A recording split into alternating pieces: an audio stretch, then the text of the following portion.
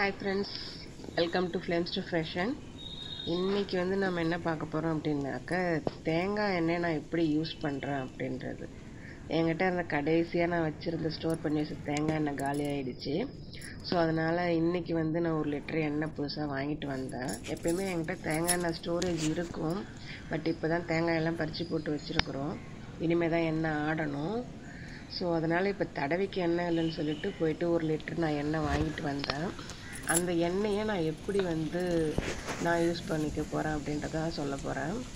First கொஞ்சம் மருதாணி, செம்பருத்தி இலைங்க, வேப்பிலை இலைங்க, துளசி இலைங்க, கருவேப்பிலை எல்லாமே ஒரு கைப்பிடி அளவு. 1 லிட்டர் எண்ணெய்க்கு நீங்கள் 1 கைப்பிடி அளவு எடுத்துக்கோங்க.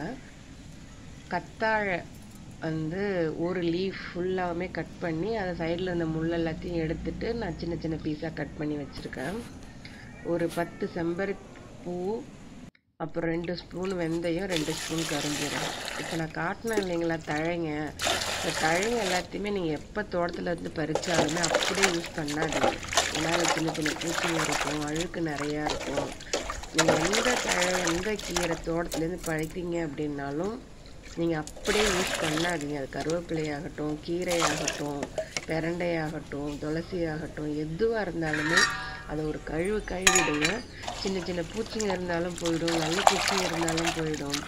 எப்பயுமே கழுவிட்டு யூஸ் பண்ணுங்கள். அதனால் நான் இப்போ என்ன பண்ண போகிறேன், எல்லாத்தையுமே கழுவி தண்ணியை நல்லா வடித்து, இப்போ உங்கள்கிட்ட காட்டின இலைகள் எல்லாத்தையுமே என்னென்ன இலைகள் காட்டினேன்னாக்கா, மருதாணி, செம்பருத்தி, வேப்பிலை, துளசி, கருவேப்பிலை, இது எல்லாத்தையுமே நல்லா கழுவி எடுத்துட்டாங்க. பாருங்கள், அதில் எவ்வளோ மண் இருக்குது, அந்த தண்ணியே கலர் மாறிடுச்சு பாருங்கள். ஸோ அதனால் எப்பயுமே எந்த ஒரு இலைகள் நீங்கள் தோட்டத்தில் பறித்து யூஸ் பண்ணாலும் இல்லை வெளியில் கடைகளில் வாங்கிட்டு வந்தாலுமே கழுவிட்டு யூஸ் பண்ணுங்கள், ரொம்ப நல்லது. ஸோ நான் எல்லாத்தையும் கழுவி நான் இப்போ எடுத்து வச்சுட்டேன். இப்போ தண்ணியில் பார்த்தீங்கனாலே அடியில் எவ்வளோ மண் இருக்குது, எவ்வளோ அழுக்கு இருக்குன்றது உங்களுக்கு தெரியும். ஸோ இப்போ நம்ம இது எண்ணெயில் போட போகிறோம் இல்லைங்களா, அதனால் தண்ணியை எந்த அளவுக்கு வடிக்க முடியுமோ அந்த அளவுக்கு தண்ணியை வடிச்சிடுங்க. இதே பாருங்கள், நான் இங்கேருந்து கழுவி எடுத்துகிட்டு வந்தும் தட்டில் வச்சதுக்கு அப்புறமேலுக்கும் அதில் தண்ணிங்க இருக்குது, அதை நல்லா புழிஞ்சி எடுத்துருங்க. இல்லாட்டி உங்களுக்கு எண்ணெய் பொங்கும். அப்படி தண்ணி இதில் இருந்துச்சு அப்படின்னாக்கா எண்ணெய் பொங்கும். ஸோ இப்போ நம்ம எல்லா தண்ணியும் வடித்து எல்லாத்தையும் எடுத்தாச்சு. இப்போ தான் அடுப்பில் டீ போட்டு முடித்தேன். சரி, அதே அடுப்பில் எண்ணெய் காய்ச்சிடலாம் அப்படின்னு சொல்லிட்டு தான் எல்லாத்தையும் ரெடி பண்ணேன்.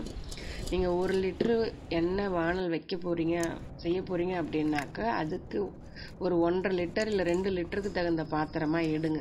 நான் ஏன் சொல்கிறேன்றது உங்களுக்கு அப்போ புரியும். ஏன்னா எப்போவுமே பியூராக நம்ம ஆடிட்டு வர எண்ணெய்ங்க நம்ம யூஸ் பண்ண ஆரம்பிக்கும்போது பொங்க ஆரம்பிக்கும். நீங்கள் சரியான பாத்திரத்தில் வச்சிங்க அப்படின்னாக்க எண்ணெய் அத்தனையுமே பொங்கி கீழே ஊற்றுன்றும். அதனால் நீங்கள் 1 லிட்டர் எண்ணெய் யூஸ் பண்ண போகிறீங்க அப்படின்னாக்க ஒரு 2 லிட்டர் எண்ணெய் பிடிக்கிற அளவுக்கு பாத்திரமாக அவ்வளோ பெரிய வானலாக யூஸ் பண்ணுங்க. ஓகேங்களா? இப்போ நம்ம எண்ணெயை பிரித்து இதில் ஊற்றியாச்சு. இப்போ எண்ணெய் கொஞ்சம் காயணும். இந்த எண்ணெய் பார்த்தீங்க அப்படின்னாக்கா நம்ம சாதா சமைக்கிற எண்ணெய் மாதிரி உங்களுக்கு அப்படியே பபிள்ஸ் காயாது. இது பாருங்கள், இந்த மாதிரி நுர வர்ற அளவுக்கு தான் காயும். இதுவே கொதிக்கிற பதம் உங்களுக்கு. இது சீக்கிரம் ஆவியாக போகாது தேங்காய் எண்ணெய். இப்படி தான் அது கொதிக்கும். ஸோ இதில் இப்போ இலைகளை போட போகிறோம். அது போட்டது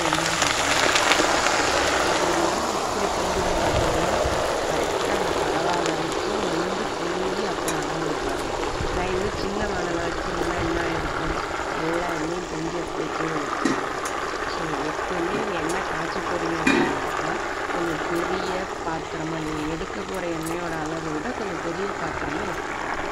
இதில் இப்போ நம்ம எல்லாத்தையும் ஆட் பண்ணி போனோம்னா எனக்கு நான் இந்த மெட்டீரியல் எல்லாமே, இந்த இன்க்ரீடியன்ஸ் எல்லாமே எங்கேருந்து வந்ததுன்னு உங்களுக்கு தெரியும். இந்த இலைகள் எல்லாமே என் தோட்டத்தில் இருந்துச்சு, கத்தாழி என் தோட்டத்தில் இருந்துச்சு, செம்பருத்தி பூ மட்டும் நான் ஒரு வீட்டில் பறிச்சுட்டு வந்தேன், ப்ளஸ் வெந்தயம், கருஞ்சீரகம் அதுவும் வீட்டில் இருந்துச்சு. அப்படி சில பேர் இதை அரைச்சியும் போடுவாங்க.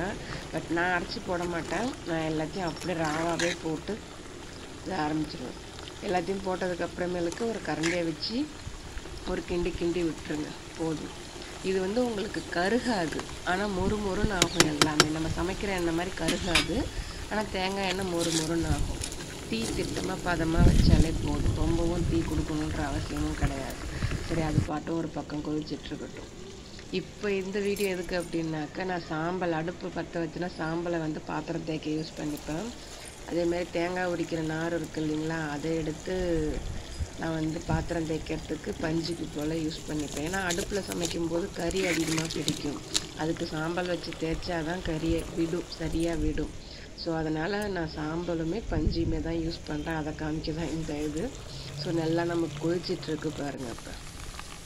இப்போ எப்படி நமக்கு கரெக்டாக கொதி வந்ததுன்னு தெரியும் அப்படின்னாக்கா, அந்த கத்தாழை இருக்குது இல்லைங்களா, அந்த கத்தாழை உள்ளே இருக்கக்கூடிய அந்த சோறு வந்து உங்களுக்கு பஞ்சு மாதிரி மாறும். நீங்கள் ஒரு கரண்டி எடுத்து அழுத்தி பார்த்தீங்க அப்படின்னாக்கா கத்தாழை வந்து பஞ்சு மாதிரி அமுங்கும். அதுதான் சரியான பதம். அதுக்கு மேலே விட்டீங்க அப்படின்னாக்கா அது வேஸ்ட்டு தான் உங்களுக்கு. ஸோ கத்தாழை வந்து இந்த அளவுக்கு உங்களுக்கு பஞ்சு மாதிரி வந்துருச்சுனாக்கா நீங்கள் அடுப்பை விட்டு இறக்கி வச்சிடலாம். அதை நீங்கள் இந்த எண்ணெய் காய்ச்சறதுக்கு இந்த ப்ராசஸ் முழுக்க நீங்கள் அதுக்கு தீ அதிகமாக கொடுக்கணும்னு அவசியமே கிடையாது. தீ கம்மியாக கொடுத்தா போதும். ஸோ இதை நல்லா ஆற விட்டாச்சு. இதை பாருங்க நல்லா ஆறிடுச்சு. அதை வந்து இப்போ ஒரு பாட்டிலில் வடிகட்டி வச்சு வடித்து எடுத்துக்கிறேன். இப்போ ஃபஸ்ட்டு மேலே இருக்கிறது எல்லாமே நார்மலாக வடிஞ்சு வந்துடும். ஆனால் அடியில் வந்து தங்கிடும் பார்த்தீங்களா, இது இருக்குது பார்த்தீங்களா, இது நீங்கள் அப்படியே தூக்கி போடாதீங்க. ஏன்னா இதில் தான் இன்னுமே எண்ணெய் அப்படியே எல்லாத்தையும் பிடிச்சிட்ருக்கும். ஸோ இதை என்ன பண்ணுறேன்னு பாருங்கள். சில பேர் வடிகட்டினதெல்லாம் தூக்கி போட்டுருவாங்க, ஆனால் நான் தூக்கி போட மாட்டேன். நீங்கள் அதை எல்லாத்தையும் பிழிஞ்சு எடுத்தாலே உங்களுக்கு எப்படியும் ஒரு 100 ml கிட்ட அதில் எண்ணெய் அப்படியே நிற்கும் அதில். ஸோ எல்லாத்தையும் பிழிஞ்சிங்க அப்படின்னாக்கா அப்பளம் நொறுங்குற மாதிரி எல்லாமே நொறுங்கும். அந்த மாதிரி எல்லாத்தையுமே நொறுக்கி எடுத்துட்டேன் பாருங்கள். எல்லாத்தையும் கையாலே பிழிஞ்சு எடுத்துட்டோம்னாக்கா அவ்வளோ எண்ணெய் இப்போ அந்த நம்ம கொதிக்க வச்சதில் அவ்வளோ எண்ணெய் மீந்து இருக்குது பாருங்கள். ஸோ இதையும் எடுத்து நம்ம அந்த பாட்டிலே ஸ்டோர் பண்ணி வச்சுக்கலாம்.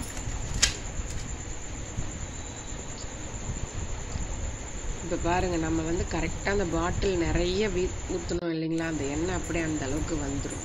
கடைசியாக என்ன பண்ணுங்கள், 1 லிட்டர் எண்ணெய் அப்படின்னாக்கா 1 ஸ்பூன் விளக்கெண்ணெய் நீங்கள் அதில் கலந்துக்கோங்க. விளக்கெண்ணெய் ஏன் யூஸ் பண்ணுறேன் அப்படின்னாக்கா அது வந்து ரகசியம்தான். நரமுடி உங்களுக்கு வராது விளக்கெண்ணெய் யூஸ் பண்ணிங்கன்னா. 1 லிட்டர் எண்ணெய்க்கு 1 ஸ்பூன் விளக்கெண்ணெய் போதும். அந்த ஒரு விளக்கெண்ணெய் வந்து 1 ஸ்பூன் விளக்கெண்ணெய் வந்து அந்த 1 லிட்டர் எண்ணெய் நம்ம எல்லாத்தையும் போட்டு காய்ச்சின எண்ணெயில் போட்டு வச்சிட்டோம் அப்படின்னாக்கா நம்ம முடி வந்து பறக்காது. முடி பறக்கிறதுனால ஏற்படுற சிக்கும் இருக்காது உங்களுக்கு. இப்போ நம்ம தனியாக விளக்கெண்ணெய் யூஸ் பண்ணும்போது உங்களுக்கு அந்த ஸ்மெல் அந்த மாதிரி ஒரு குழகுழப்பு இருக்கும். பட் தேங்காய் எண்ணெயோட கலந்து யூஸ் பண்ணும்போது அது உங்களுக்கு இருக்காது. இப்போ அந்த விளக்கெண்ணெய் கலந்துக்கிட்டதுக்கு அப்புறமேலுக்கு அதை வந்து ஒரு 2-3 தடவை நல்லா ஷேக் பண்ணிங்க அப்படின்னாக்கா விளக்கெண்ணெய் ஃபுல்லாக அந்த எண்ணெயோட கலந்துடும். இப்போ இந்த எப்பயுமே எடுக்கும்போது 1 லிட்டர் பாட்டிலாக யூஸ் பண்ணுவோம் இல்லைங்களா, அதனால் அதை என்ன பண்ணுறது, ஒரு 1/2 லிட்டர் பாட்டிலில் 2ஆக பிரித்து ஸ்டோர் பண்ணிட்டேன். அதை பெரிய பாட்டிலில் மேலே வச்சுட்டு அடுத்து சின்ன பாட்டிலில் ஒரு இடத்துல வச்சாச்சு. இப்போ எப்போல்லாம் உங்களுக்கு தேவையோ நீங்கள் அப்போல்லாம் எடுத்து யூஸ் பண்ணிக்கலாம். இந்த எண்ணெய் அவ்வளோ வாசனையாகவும் இருக்கும் உங்களுக்கு. ஸோ இதுதான் நான் வந்து கோகோனட் ஆயில் யூஸ் பண்ணுறது. இது நீங்கள் எப்படி யூஸ் பண்ணி எனக்கு சொல்லுங்கள். தேங்க்ஸ் ஃபார் வாட்சிங்.